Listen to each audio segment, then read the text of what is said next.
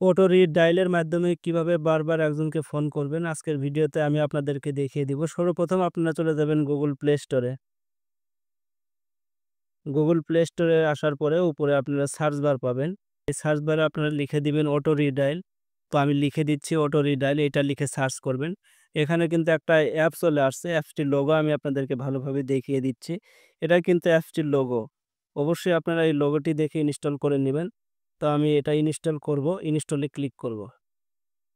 Install করার পরে এখানে দেখতে পাচ্ছেন ওপেন লেখা চলে আসছে। তো আমি ওপেন করব। ওপেন করার পরে এখানে অবশ্যই আপনারা অ্যালাউ করে দিবেন। অ্যাপসটি কিন্তু অ্যালাউ চাবে। উপরে দেখতে পাচ্ছেন যে নাম্বারটিতে আপনি বারবার ফোন করতে চাচ্ছেন, সে নাম্বারটি কিন্তু এখানে বসিয়ে দিবেন। তো বসানোর পরে এখানে কিন্তু আরো অপশন রয়েছে নাম্বার অফ কল।